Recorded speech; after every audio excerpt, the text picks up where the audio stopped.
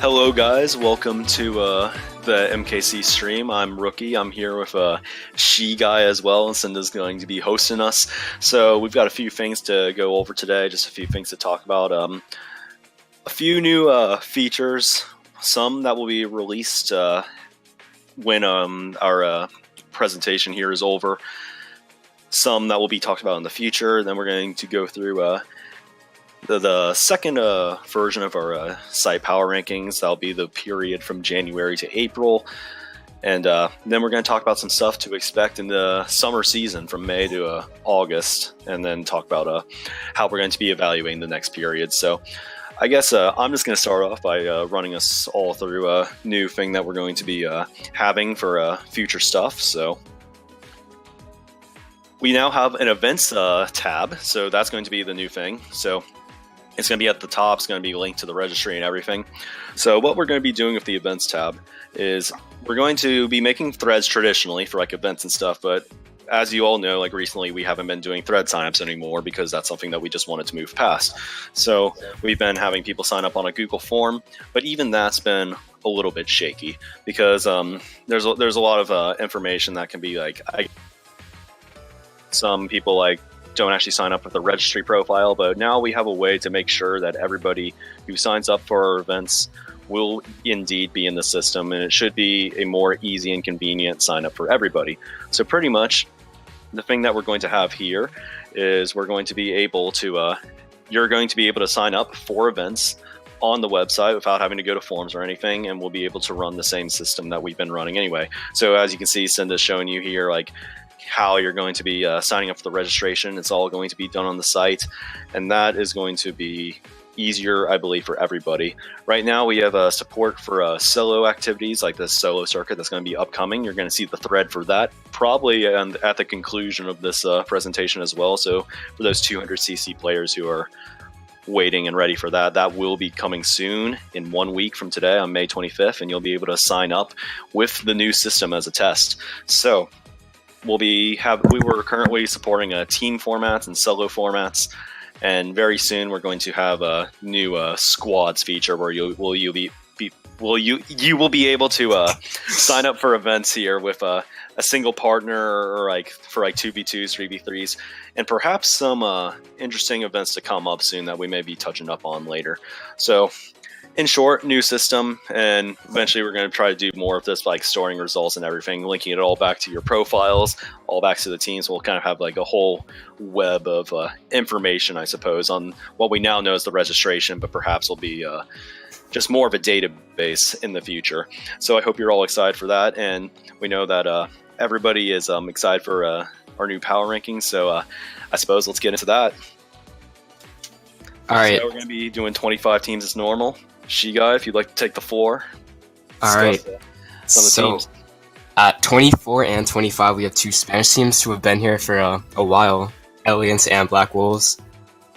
They've been doing pretty good recently in MKU, definitely rise, and they did pretty well in agility as well, getting 25th. Inflow has definitely, in my opinion, been like the most improved team throughout, I guess, the entirety of 8D. At one point, they were last in D10 old format, and now they're in D3, I think in a pretty good position. And JPP, the second team of Pernod, I think is how you say it, but they haven't been doing too bad, especially for a second team, coming in at 22nd. And then DY2 also did really well in agility. They beat some, I think, D2 teams, so really impressive for them. Yeah, I think what's cool to see here is that everybody on the rank 21 through 25 are completely new additions. I know some teams from the first version were not returning, but some new ones came back in other ways, and I guess it's exciting to see I guess the rise of a lot of newer teams make the rankings for the first time. Obviously, congratulations to them. Like you mentioned, I know Inflow has definitely been on a long process to rise up to these rankings, and we know now they got a number and rank to associate themselves with, and perhaps improve even further in the future ranks. Yeah. Yep. So moving on. So 16 through 20. At 20 we have Insanity, and 19 we have WF Moon, which are both new additions, although I think Insanity isn't playing anymore. But WF2, another second team. definitely been on the rise lately. I think they won. No, they didn't win D4, but they came second in D4, which is pretty impressive on their part, especially for a second team. And then we have Ink Dragons with a +6 rise from, I think it was 24th to 18 now. And they've definitely scared a lot of the big name teams recently, coming out with a lot of big wins. And then we have DY1 or DY Alpha with some really consistent results as they go up one in the overall ranks. It's the 19th in MKU, 18th in Amplify, and 17th in Agility. So really consistent results from them. And then going up 4 into 16th, we have MKC1, which unfortunately dropped from MKU, I think last week. But they definitely shocked a lot of people and grinded up to Division 1. So yeah, that's your 16 through 20. Yeah, I'm glad to see a few of these teams at least make a final mark, I suppose, since we know that some of them have been dropping. Some of them, obviously, are going to be continuing. We've seen DY for the longest time. Good to see them back on the rise again, despite being a team that we can expect to just always be around at this point. ID, of course, as you mentioned, been making some scares, some close upsets, actually, on some even higher-ranked teams that people would see as a surprise. So good to see a lot more teams on the rise, and perhaps two teams here, just a final appearance. So I think we're ready to move on to 11 to 15. All right, so you're 11 through 15. Some familiar names recently. MTY, the second team of MT, went up +6 with a really, really impressive Amplify as they beat, I think, WF1 and AU, which is at one point that made them kind of look like the scariest team in the tournament. So really well on them. Going up 8, we have Yoshi Family, who also finished 9th in Amplify, 13th in Agility, and 17th in MKU. Going up 4 and 13th, we have JPP, which I got a 9th place in Agility, really impressive for them. 13th in Amplify and 16th in MKU. And they had WEC at 15 or 12 with a 15th place in MKU, 9th in Amplify, 17th in Agility. And then we have BZ coming in at 11th, no change for them from the last 5 rankings, with a 13th in MKU, 9th in Amplify, and 9th in Agility.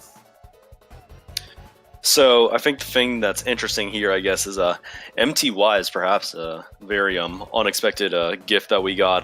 5th place in Amplify. That's a lot of top teams that played in that event. So definitely kind of a coming out party for them when it comes to making the big dance, I suppose. So congratulations to them on a great finish, and we know that they've been quite a threat going into the season or version 3, I guess, of our rankings. The period has started, but we'll talk about some of the rankings going forward there. Of course, we see large rises from YF. Sneaky good results, actually, put them in the top 15 there. Perhaps a lot of people weren't expecting it, but sneaky good results, some decent consistency across the board. See another rise to JPP, and the BZ and WEC rivalry perhaps sticking close there. But of course, BZ getting slightly better ranks this time, so they're going to be able to maintain the lead in that. So I think we're ready to go to top 10 with that being said. All right, so your top 10 for version 2 of that. Oh, I'd be willing to talk about number 10 if you would like. Take it away. We've got Aurora at number 10, another big leap here. I think despite having pretty solid placements in all the, I guess, more major competitions, the thing that was really fun to see was their run in the America's Cup, getting quite close to taking the old tournament over Vertex, who I'm pretty sure we'll be seeing later, if you use process of elimination, I guess. But yeah, had a great showing in that event, and definitely up on the rise. And if you'd like to take over remaining 4. Alright, so in 9th place, going up 5 spots, we have MTX, who took away the D3 title and are now playing in D1 in the MKU new format. So 12th on MKU, 13th Amplify, 9th on Agility. And then going down to, I think this is our first going down in the rankings so far, we have ARC1, who are now in 8th after being 10th in the previous ranking. They got 10th in MKU, 7th in Amplify, 9th in Agility. Ranking. Yeah. Going up 6, we have Melee X with 8th in Amplify, 4th in Amplify, 8th in MKU, and 7th in Agility. Really, really solid improvement from them. And going up 3, we have WF Star with 5th in MKU, 5th in Amplify, 7th in Agility. Again, really consistent from them. And yeah, that's your 6 through 10. I think the curious thing with a lot of the teams in this range is just like how close the competition has been recently. Also, see that ARC dropped a few spots also, but I think that they're still quite close to being able to take a lot of the matches on a lot of teams in this area. I think a lot of teams in this general part of the rankings are quite scary right now because I think what's fun is with the new MKU format, a lot of these teams are getting chances in Division 1, and they're definitely not making waste of it because we've seen some very surprising, I guess, results even so far throughout Division 1. I think Melee X got an upset already. I know MT beat HG. That was a pretty good upset, I suppose. And, WF Star is scary as ever, we know. So, good stuff for these teams. Looking forward to seeing them perhaps even taking a future tournament. So, guess that leaves us with the top 5. So your top 5 for version 2 MKC power rankings. In 5th, with no change, we have Vertex. With some really consistent results. 4th in MKU, 5th in Agility. They didn't take place in Amplify, but they did get the win in AC. So, really solid for them. Going down in overall spot, we have High Definition, who got 6th in MKU, but they did recently take away the Amplify 4 title. And they got 5th in Agility. Then in 3rd, the top 3 are all new placements, so old teams coming back. In 3rd, we have Divine Phoenix, 3rd in MKU, 3rd in Amplify, and 4th in Agility, so just really consistent results for them. 2nd, we have Vestoid with a pair of 2s, but they're now participating as Team Jeebs, so look forward to seeing them in MKU. And in 1st place, we have Zealous with the 1-2-3 combo. Division 1 winners, 2nd place in Amplify, 3rd in Agility. Overall, you can't really do much better than that, so isn't really much debate here about who's your number 1. Well, I think the interesting thing here is that even 5th with Vertex here, quite close to even making it up to number 3. The rankings were quite close there. I'd say that we were definitely probably the inconsistent team there, but getting the 1 there was able to keep us in the contention here because we know that VX has been a scary team. A lot of people know them as a team that can really beat anybody on a good day. I believe they beat Zealous already also in the new MKU season, so really showing that they can definitely beat anybody. And, DVP, seemingly as consistent as it gets, always a solid placement. And, top 2 definitely, I suppose there's a little bit of debate here because the average placement comes out to be the same. But, with MKU, it's a little bit weighted more. And I think you got to take championships over anything, really. So, despite the 3rd in Agility from the coming back tournament for Zealous, not a flawless record here, but definitely enough to secure the top spot for this ranking. So, I want to wish everybody good luck in the future events, but unless Shigai has any closing comments here, I think we're ready to move on, talk about perhaps some tournaments that people are expecting, maybe not expecting, so we'll see. And I think we're good to go for the new announcements. Agility 2 is coming. I was hoping that we were going to be doing this a little bit sooner, but we have time at least here. So it'll run a lot like the last event, except this time we're going to be changing the match format just a little bit. I'm going to have 8 race matches instead of 6. We'll be leading up to the top 8 as normal. And we have an amateur bracket coming in, which was a pretty big complaint from the last tournament, so we're deciding to bring it for this one. So if you go 1-2 or 0-2, you're into an amateur bracket, so you can keep playing, even if you get knocked out early. Yeah. So a little bit of an interesting thing coming up next. I think not many people are certain about, but we have it anyway. So World Cup, a lot of people have been asking about this. Some national teams have been made, so we decided that we're going to run it, despite it doing a little bit of an adjusted format here. So what we're going to be doing here is we're going to have a quicker version than in the past, because as a tournament that we believe is not just something that everybody can play on, we don't want it to be something that we want running for like an extended amount of period of time. That's going to be bringing, I guess, a lot of time away from other competitions. So we aren't going to be having other competitions slowing down at all, but instead we're going to run a few things during it and also make it a little bit of a shorter thing. So the adjusted format here, we're going to simply make it quicker, more condensed, and have pools or groups finish in simply 1 week. So You can expect June 22nd to be a big date. I think you're going to want your players and stuff to be more ready to play on that date specifically, so we can get through it relatively quickly, start a bracket, and not take up too much time with the format, and still run other side events that everybody is going to be ready to enjoy. Obviously, the stream presence is going to hopefully be large for a bracket phase later, but you can expect that to come. Perhaps a team. We're not going to be doing team threads here, but for those who are interested and want to run teams in general, maybe get ready to present or make Discord servers so to prepare, and we'll have more information on that soon. Anyway, I think she wants to talk about group draw, stuff like that. Yeah, so as you can see, it says group draw 1 week before the group stage begins, so you can expect that around June 15th, so stay ready for that. I think that's all we have for World Cup for now. We'll get more information later, but another region-based competition we want to talk about, actually, that we're quite excited for. It's going to be called the Continental Cup, and pretty much it's a tournament that anybody can enter. It's going to be... So we mentioned earlier we are going to be introducing squads also to the new registration system. So the new registration system is you're going to be able to make custom teams that are different from normal teams for very special scenarios, and this is going to be one of them. So it's going to be something that's a little bit different than anything we've done so far. We're going to allow you to form your own rosters based on region, probably about 8 people. So North American players can play together, any combination there. And we're going to have regional qualifying tournaments that will lead to an event later in August. So the top 2 teams from each regional qualifier will be able to represent their region and play a final big streaming day on August 17th, featuring a lot of high-level matches. Yeah, so in a sense, you can kind of see this like War versus Japan, except it's more like NA versus EU versus Japan. Except it's not like you're getting invited to anything. You get to make your own rosters. Meaning you can invite whoever you want. Doesn't matter what team they're on. So yeah, you decide your own fate.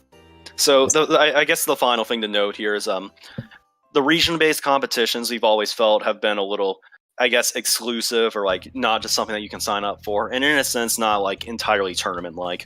So the goal here for Continental Cup is to change that, so really anybody can play. And of course, for the Australian players who are also curious about playing too, we are going to want to put you into a group with the Japanese teams or Chinese teams or anybody else wants to play.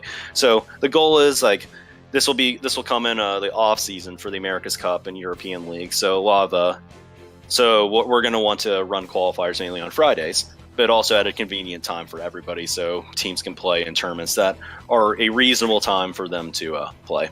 So again, more on Continental Cup going forward, and one other big tournament announcement we want to do. That'll be called the Summer Arcadian. So this tournament's going to be a different type of tournament. It's actually a pretty normal tournament, but the catch here is that the top 5 from the version 2 power ranking are going to be barred off from competition, and also XI for those who are going to just question that. So pretty much any team ranked 6 or lower will be allowed to enter the competition. We're going to stream it in everything, double elimination format. So if any of you are following, I guess, Smash or whatever, there's tournaments every once in a while called Arcadians, and pretty much what they want to do, like the purpose of them is to, I guess, run events where teams that are not, or players or teams that are not always expected to be taking the crown for a title will be perhaps having a new chance at doing that without having to perhaps play the top teams that we're expecting to win every competition. So we're wondering if perhaps we're going to see a new team winning this that perhaps is unexpected, because we think that there's a large pool of teams that will be able to take a tournament like this, and we're excited to cast it and see how that would go. Yeah, it's definitely one that you don't want to miss. The winner can it's obviously gonna be someone that you wouldn't expect in the first place, so anyone can take it in my eyes. I see a message saying MTY. I would not be surprised Mushroom Team Y made a tournament run, or really anybody for that matter. So we're excited to see that. It's not going to be all one day like the date applies, but it will start in late July. And I guess one last thing to mention is all dates are tentative, or not completely set in the stone, but you should generally expect it to be around this time. Other things to note is we've got one elephant in the room in a Mario Kart Tour. We don't know what's going to be happening with that right now. The information we have been given up to this point is, to be just honest, not really sufficient for what we can know, I guess. So we'll be trying to stay as updated as possible on that. I know some people signed up to play a demo. Pretty much we just need information as soon as possible, and if we think we can run good tournaments on it, we will do that, and perhaps some stuff gets moved around, but for now, this is what we're expecting to run, so hoping that you guys are excited for future competitions and enjoying it. So with that being said, I think I want to talk about like what's going to be counting for PR version 3. So as you can see, a lot of the events that we posted above are going to be involved. The America's Cup and Euro League that are currently running now will be counting, as well as MKU Season 7, which will have more weight. The difference between this time and last time is we are not assigning specific ranks to... we are not assigning specific ranks for the tournaments before they happen, but instead we'll go based off attendance, like everything that the tournament has to offer, and go from there on like what we believe is going to like what will be an A tier will probably be based off like attendance and like how long the matches are, how competitive the event was in the end. So we don't want to include that yet, but we can expect that. There may be another MKU event at the very end of the season, perhaps tournament, we'll see. I'm not sure what MKU wants to do yet, but it's very possible that another MKU event does get added to the mix late. So like last season, for the international competitions, we want you to play at least 2 of them to get a chance at making the next PR. And we'll have another stream, perhaps some announcements in early September. So I don't know if we have any other comments, but with that, I think that's all we wanted to talk about today, and hope you guys are looking forward to some future stuff. I think that's it. So thank you again for watching, and we'll see you soon. Have a good day.